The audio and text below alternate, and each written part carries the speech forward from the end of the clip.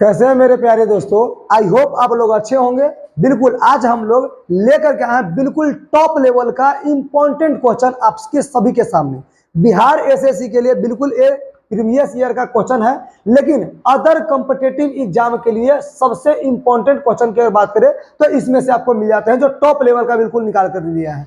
और आप सभी के लिए ये बोलते चलेंगे कि बिल्कुल हमारे चैनल को सब्सक्राइब करेंगे। ऑल गवर्नमेंट एग्जाम की अगर तैयारी कर रहे हैं इसके लिए चलिए शुरुआत करेंगे एक नंबर क्वेश्चन से। और एक नंबर क्वेश्चन में देखेंगे कि दिल्ली में कुल कितनी विधानसभा सीटें हैं। दिल्ली में कुल कितनी विधानसभा सीटें हैं, 50, 60, 70 या 40। दिल्ली एक केंद्र शासित प्रदेश है और उस केंद्र शासित प्रदेश में कितने विधानसभा की सीटें हैं, तो इसका राइट आंसर हो जाएगा सी नंबर ऑप्शन, 70 सीटें हैं। कितनी सीटें हैं? 70 सीटें इसकी राइट आंसर, यानी कि सी नंबर ऑप्शन को बिल्कुल लॉक लगा चलेंगे। आगे क्वेश्चन देखेंगे 2 नंबर, कहता आभासी वृक्ष रहित यानी आभासी वृक्ष के बिना विरल वनस्पति कहाँ पाई जाती है।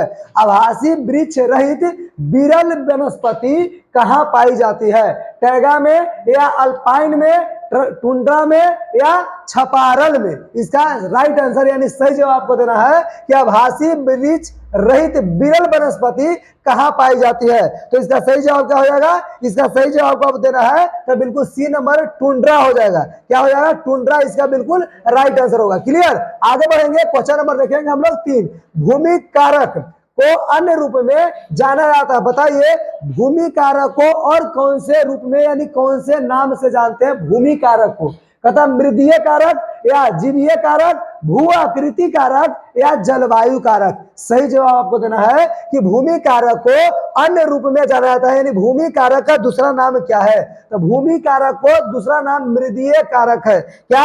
मृदीय। मृदा का मतलब होता है मिट्टी या भूमि का मतलब ही मिट्टी होता है, तब मृदीय कारक यानी ए नंबर ऑप्शन को बिल्कुल लॉक लगाते चलेंगे। अगला नंबर क्वेश्चन देखेंगे जिसमें कहता है कि मुद्रास्फीति की अवधि सबसे अधिक फायदा किसको हुआ? जब मुद्रास्फीति आया तो सबसे ज्यादा फायदा किसको हुआ? कहता कारपोरेटर कर्मचारी को, लेनदार को, उद्यमी को या सरकारी कर्मचारी को? किसको हुआ? कॉर्पोरेटर कर्मचारी यानी कह सकते हैं कि कॉर्पोरेटर कर्मचारी को, लेनदार यानी कि लेने वाले को, उद्यमी मतलब उद्योग वाले कंपनियों को ज्यादा फायदा हुआ या सरकारी कर्मचारी को ज्यादा फायदा हुआ जब मुद्रा सिस्टम आया तब? तो ये बताना है आपको कि मुद्रा सिस्टम आने के अवधि में सबसे अधिक फायदा किसका हुआ है? तो सबसे अधिक फायदा बिल्कुल किसका हुआ है? उद्यमी का। किसका हुआ है? उद्यमी यानी उद्योग कर्मचारी जो होते हैं, उद्योग में कंपनी खोलने वाले, उनको बिल्कुल होता है ना। तो सी नंबर ऑप्शन को क्या करेंगे? लॉक लगाएंगे। अगला नंबर 5 नंबर क्वेश्चन देखेंगे कि निम्नलिखित में से कहाँ स्तूप नहीं है? निम्नलिखित में से कहाँ स्तूप नहीं है? रांची में, सांची में या भरूच में या धामेख में? कौन इसका सही जवाब आपको होगा कि निम्नलिखित में से कहाँ स्तूप नहीं है? तो इसका सही जवाब क्या होगा? ए नंबर ऑप्शन, रांची में स्तूप नहीं है। क्लियर? तो बिल्कुल ए नंबर को लॉक लगाते हुए हम लोग आगे बढ़ेंगे। अगला नंबर क्वेश्चन देखेंगे 6 कि निम्नलिखित में से कौन सी पुस्तक जवाहरलाल नेहरू ने नहीं लिखी है? इनमें से बताइए कौन सा ऐसा बुक का नाम है, पुस्तक का नाम है जिसको कौन नहीं लिखे हैं? पंडित जवाहरलाल नेहरू ने नहीं लिखे हैं। इसका सही जवाब आपको दिखाना है। कहता है डिस्कवरी ऑल इंडिया, दूसरा है कि माई एक्सपेरिमेंट विथ ट्रुथ, और तीसरा नंबर है कि एन ऑटो बायोग्राफी, और चौथा नंबर ऑप्शन है कि गिल्पम असेज ऑफ वर्ल्ड हिस्ट्री। इसका राइट आपको आंसर देना है कौन सा इसका सही जवाब होगा। क्या? कि निम्नलिखित में से कौन से पुस्तक को जवाहरलाल नेहरू ने नहीं लिखे हैं? इसका राइट आंसर हो जाएगा बी नंबर ऑप्शन कि माई एक्सपेरिमेंट विथ ट्रूथ, है ना, ये इसका राइट आंसर होगा। क्लियर? तो बी नंबर ऑप्शन को लॉक लगाते हुए हम लोग देखेंगे 7 नंबर क्वेश्चन यानी क्वेश्चन नंबर 7। कहता लोकतांत्रिक केंद्रीकरण किसकी महत्वपूर्ण विशिष्टता है? लोकतांत्रिक केंद्रीकरण किसकी महत्वपूर्ण विशिष्टता है? कहता साम्यवादी राज्य का, लोकतांत्रिक राज्य का या सर्वसत्तात्मक राज का या समाजवादी राज का? इसका राइट आंसर यानी सही जवाब आपको देना है कि लोकतांत्रिक केंद्रीकरण किसकी महत्वपूर्ण विशेषता है? इसमें राइट आंसर कौन हो जाएगा? ए नंबर हो जाएगा, साम्यवादी राष्ट्र का। क्या हो जाएगा? साम्यवादी इसका बिल्कुल सही जवाब होगा। तो ए नंबर ऑप्शन को क्या करेंगे? लॉक लगाते चलेंगे। और क्वेश्चन नंबर हम लोग देखेंगे 8, भारत के संविधान में भारत को किस रूप में परिणत किया गया है? भारत के संविधान में भारत को किस रूप में परिणत किया गया है? कहता परिसंघ के रूप में या परिसंघ कल्प के रूप में, एकात्मक के रूप में या राज्यों का संघ के रूप में? इसका सही जवाब आपको देना है कि भारत के संविधान ने भारत को किस रूप में परिणत किया है, बदला है। तो इसका राइट आंसर क्या हो जाएगा? राज्यों का संघ। भारत जो है राज्यों का संघ है, राज्यों का एक समूह है, ग्रुप है, और उसी को हम लोग भारत कहते हैं। जो बहुत सारे लगभग 28 राज्य यहाँ पर पाए जाते हैं। 28 राज्य है और कितने? ये आपका 8 केंद्र शासित प्रदेश है। कितने केंद्र शासित प्रदेश? केंद्र शासित प्रदेश है ना, 8 केंद्र शासित प्रदेश है और 28 राज्य, तब जाकर के हमारा क्या बनता है? इंडिया पूरा का पूरा एक राज्यों का संघ बनता है। आगे देखेंगे क्वेश्चन नंबर 9 में कि छाया या मंत्रिमंडल, छाया मंत्रिमंडल किसकी प्रशासनिक व्यवस्था की विशेषता है? छाया मंत्रिमंडल किसकी प्रशासनिक व्यवस्था का मंत्रिमंडल, किसकी प्रशासनिक व्यवस्था का विशेषता है? ब्रिटेन के, संयुक्त राज्य अमेरिका यूएसए का, या फ्रांस का, या जापान का? इसका सही जवाब आपको देना है कि छाया मंत्रिमंडल किसकी प्रशासनिक व्यवस्था की विशेषता है। तो क्या हो जाएगा? ए नंबर ऑप्शन, यानी कि ब्रिटेन का। क्या का? ब्रिटेन का। तो ए नंबर ऑप्शन को बिल्कुल लॉक लगा चलेंगे। क्वेश्चन नंबर देखेंगे हम लोग 10, कहता है कि किस राष्ट्रीय राजमार्ग को शेरशाह सूरी मार्ग कहा जाता है? इनमें से आपको बताना है कि किस राष्ट्रीय राजमार्ग को शेरशाह सूरी राजमार्ग के नाम से जाना जाता है? कहता है कि राष्ट्रीय राजमार्ग नंबर 3, राष्ट्रीय राजमार्ग नंबर 8, राष्ट्रीय राजमार्ग नंबर 7 और राष्ट्रीय राजमार्ग नंबर 1। यानी एक आ सकता है कि NH3, अगला है NH8, अगला अगर बात करें तो NH7 और NH1। इसमें से बताना है आपको कि कौन सा है NH जिसको शेरशाह सूरी राजमार्ग के नाम से जाना जाता है। तो शेरशाह सूरी राजमार्ग के नाम से कौन जाना जाता है? ए नंबर ऑप्शन, यानी राष्ट्रीय राजमार्ग 3 यानी NH3 को हम लोग क्या बोलते हैं? शेरशाह सूरी राजमार्ग के नाम से जाना जाता है। तो ए नंबर ऑप्शन को क्या करेंगे? लॉक लगाते चलेंगे। क्वेश्चन नंबर देखेंगे आपके आगे, यानी क्वेश्चन नंबर 11 क्या कहता है ये देखेंगे। कहता किस राज्य के सरकार ने 2 अक्टूबर 2023 को अपने जाति आधारित सर्वेक्षण के निष्कर्षण पर सार्वजनिक किया? क्या बताता है कि कौन से राज्य के सरकार ने अपने यहाँ के राज्यों के जितने लोग रहते हैं, जितने जाति रहते हैं, सभी जातियों का सर्वेक्षण यानी जनगणना किया।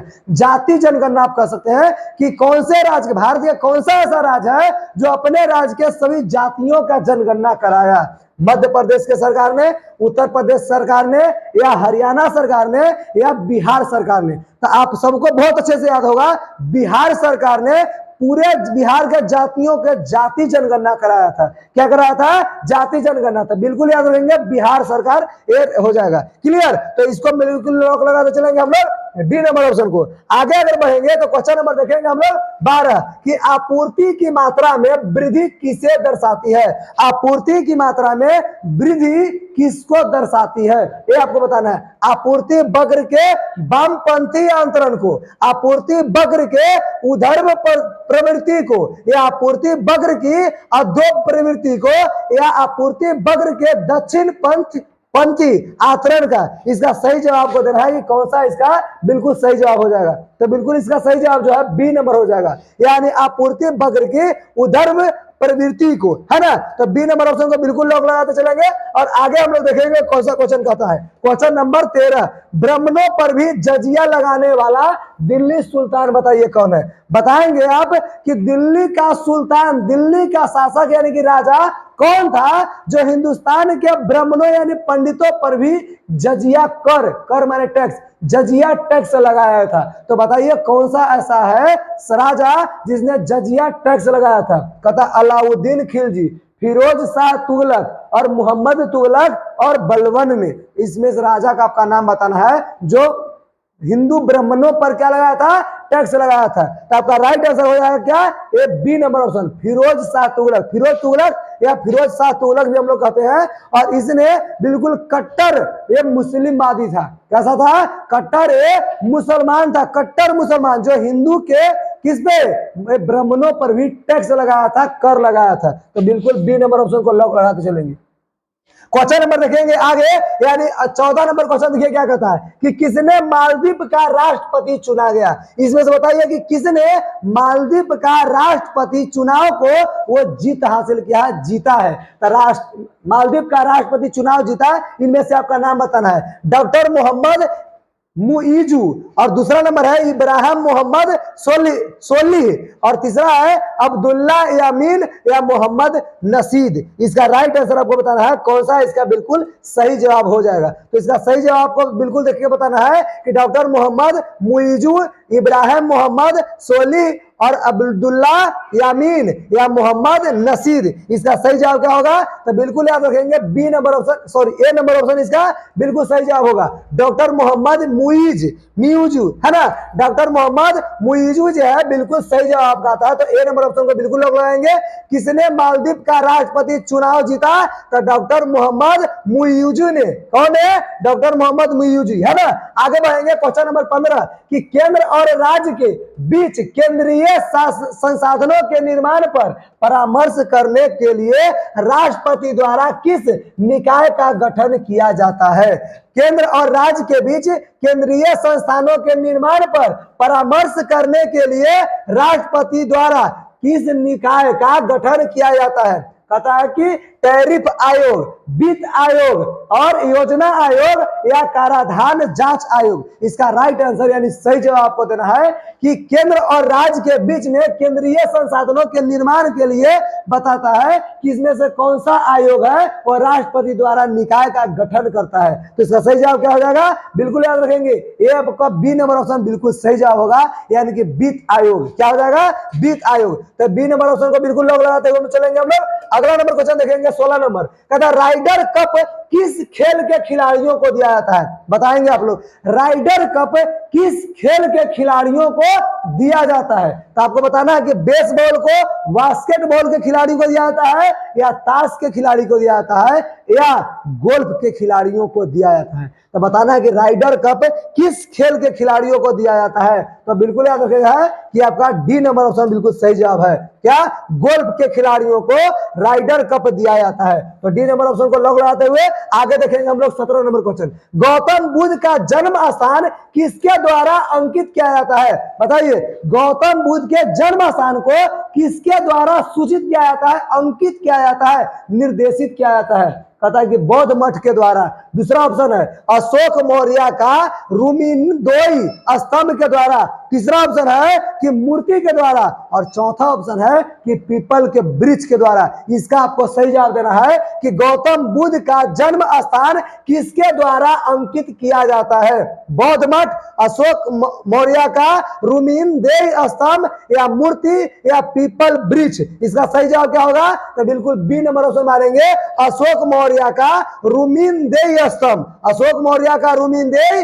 स्तंभ। तो बिल्कुल बी नंबर ऑप्शन को बिल्कुल लॉक लगाते चलेंगे। आगे हम लोग देखेंगे 18 नंबर क्वेश्चन कि किसी परिवार द्वारा अपने निजी उपयोग के लिए मक्खन घी तैयार करना किसका भाग है। बताइए, कोई परिवार है अपने निजी खुद के उपयोग के लिए मक्खन यूज कर रहा है, मक्खन का उत्पादन कर रहा है, घी का उत्पादन कर रहा है। बताइए को किस भाग में रखा जाएगा उसको, निजी लेखा निर्माण में, यानी कि खुद के लिए यूज के लिए निर्माण में, घरेलू पूंजी निर्माण में, यानी घर में हम अपने घर में उत्पादन कर रहे हैं उसके निर्माण में, औद्योगिकरण उत्पाद यानी कि उद्योग बनाकर उत्पादन कर रहे हैं जिसमें, या खपत में। तो इसका राइट आंसर आपको बताना है क्या हो जाएगा कि किसी परिवार के द्वारा अपने निजी उपयोग के लिए, खुद के उपयोग के लिए, खुद के खाने के लिए कहता मक्खन और घी तैयार कर रहा है। बताइए किसका भाग इसका होगा। तो इसका राइट आंसर हो जाएगा खपत। वो अपने लिए, अपने खाने के लिए यूज कर रहा है, खपत वो करेगा, तो खपत करेगा, खपत हो जाएगा,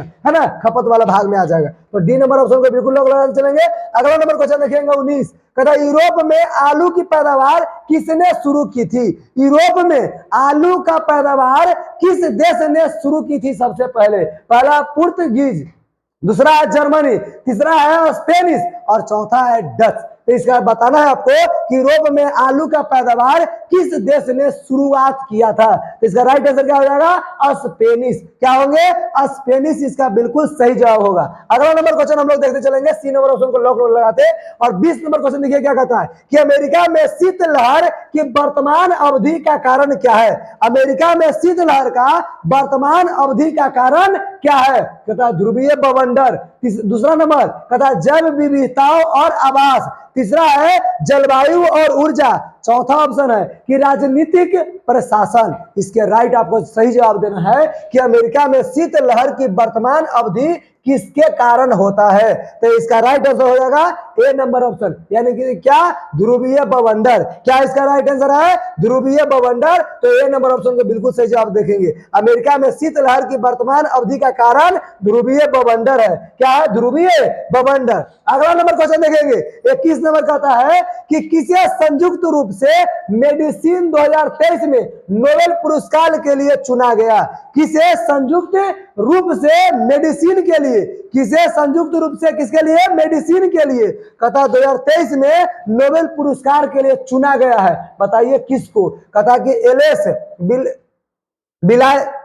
कहता कि बियालियास्की और एलेन स्पेट को, कहता कि केटालिन और केरिस्को और डूबिमेंस को, कहता कि एंटोन और जिलिंगर और बेनार्के, उसके बाद डगलस डायमंड और एनी अनौस्की। तो इसका सही जवाब आपको देना है कौन सा? इसका बिल्कुल सही जवाब हो जाएंगे किसे संयुक्त रूप से मेडिसिन में 2023 के नोबेल पुरस्कार के लिए चुना गया है। तो इसका सही जवाब क्या हो जाएगा? B number option. यह कहता है कि केटालिन, कारिको और डूबिमेंस, है ना। तो इसका सही जवाब क्या हो जाएगा? बिल्कुल बी नंबर ऑप्शन। तो बी नंबर ऑप्शन को बिल्कुल लॉक लगाते चलेंगे। आगे हम लोग देखेंगे 22 नंबर क्वेश्चन कि उपभोक्ता संरक्षण अधिनियम 1986 में किस वर्ष संशोधन किया गया?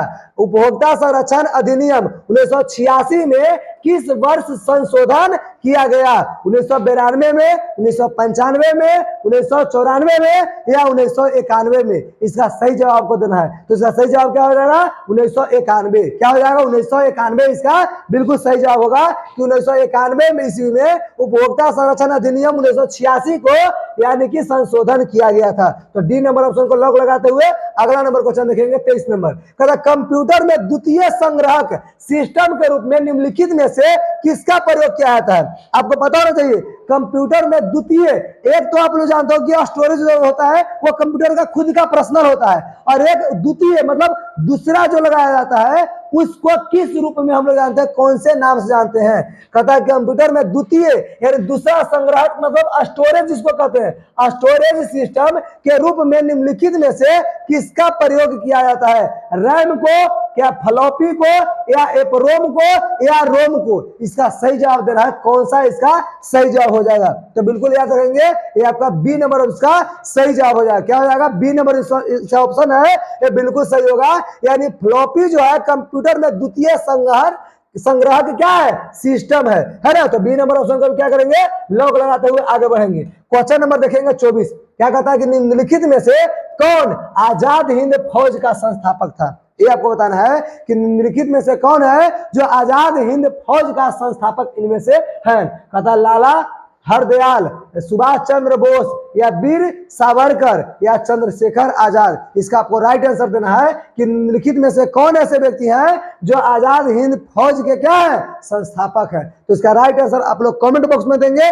और इसके लिए बिल्कुल आप सभी को तहे दिल से धन्यवाद लास्ट तक वीडियो देखने के लिए। क्लियर? और बिल्कुल सब्सक्राइब करेंगे और जितना ज्यादा दबा के आप लोग शेयर करते चलेंगे। लेकिन हाँ, इसका 24 नंबर क्वेश्चन का जवाब आप कमेंट बॉक्स में बिल्कुल जरूर देंगे। Thank you.